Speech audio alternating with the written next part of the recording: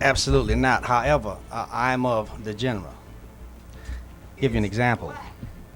When I returned to Conway, I came in, did not have a job, and I applied for a job at the county. I came in as a trades worker. Okay. At the time, the trades workers were making $9,600 a year. I came in as a trades worker, and a sister, Shirley Smith, was in charge of the CEDAR program.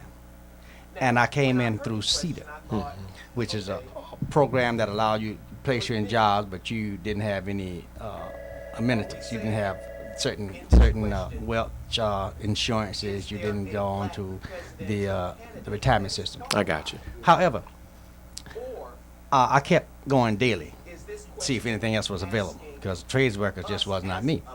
Well, the position of mail courier became available. She in turn called the maintenance department, and a gentleman by the name of Don, and they used to call him Slab. He received a call. And when she informed me as to what it was, he said, "Oh, he can't do that. He don't know how to do that. And you need to get somebody else." And so she said, "Well, you just have him call me." So when I got in, one of the other persons informed me. So I went over to see her, and she told me what it was. That same day, I went over to speak with the personnel manager and was hired on the spot. Wonderful. I came back to the maintenance department, and I said, Slab, I said, you said that I could not do the job that was potentially mine. Say now, you don't even know me. I happen to have been here 3 months. Well, actually, it was almost 4 months. I said, and I worked on a crew with the maintenance staff. I said, I'm an alumni of Norfolk State College. I attended Mercy College in the Bronx. I have a certificate from O.E. Georgetown Technical Institute as a welder. You don't know me. That's right. So don't assume what I'm capable of. I love it. I said, and I'm offended by it. You know. Now I wasn't of the body at the time, so I used some other words. Okay. I was not of Christ. Understood. But I understand what your mother and grandmother are saying, and it is the exact manner by which we operate. And trust me, today the methods may have changed, but many of the goals are the very same. I got you. Okay. So we still find ourselves in a situation where we do have to work twice as hard.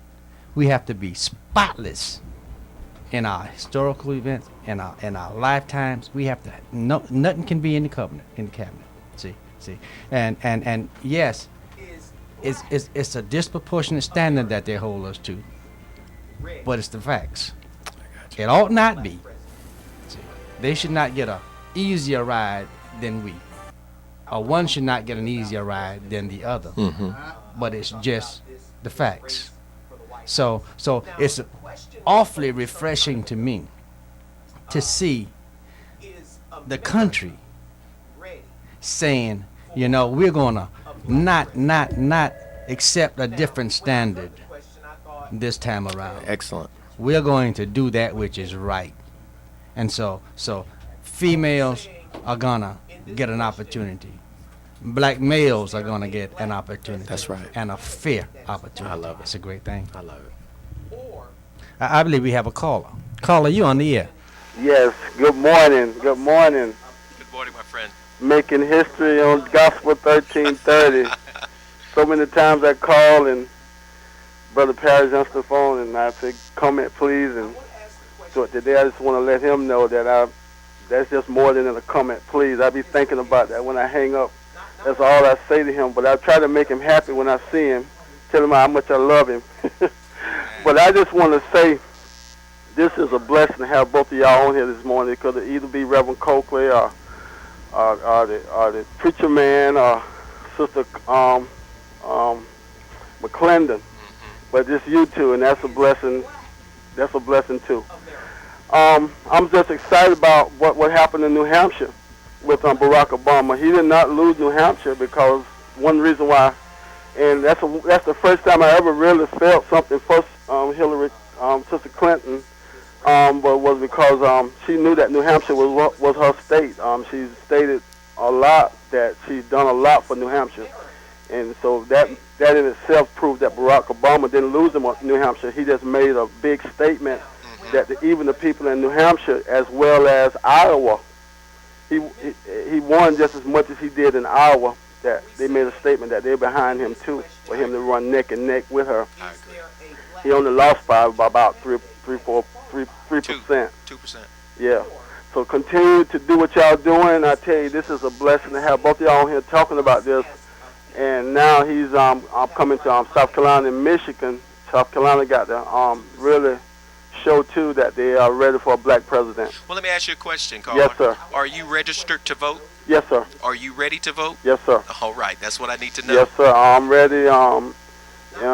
Try to convey that message to everybody that this is just like I think I don't know if I'm quite a baby boomer yet, but this is our time. Just like Deacon Dixon said, this is our time to show that America is ready for a very big change as far as racism and different things are concerned. As far as women, even if she, that's a big step right there. But we should put a man and a black man in there if we can. I know we don't want to put total emphasis on him being black, but I tell you that is a big step. That's a big step toward progress and bringing people together on all the issues, because that's one of the reasons why we aren't together on all the issues. And that's why not a lot of stuff didn't get done, because we had both races fighting against each other. So now he's going to amend that. I'm gathering here that you're saying it is a time of inclusiveness. Yes, sir. To include everybody. Yeah, everybody. Yeah, because racism is one of the most. It's almost comical. For that to cause so much uninclusiveness in the world.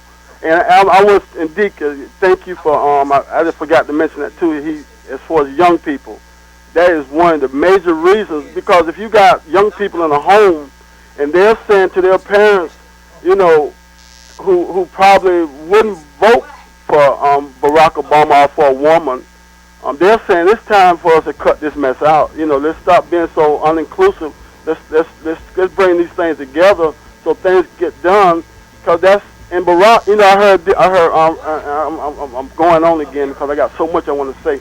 But I heard Reverend Brown just say too about Barack, his articulateness in his speech. His speech is not even is as manicured, because he don't want it to be manicured.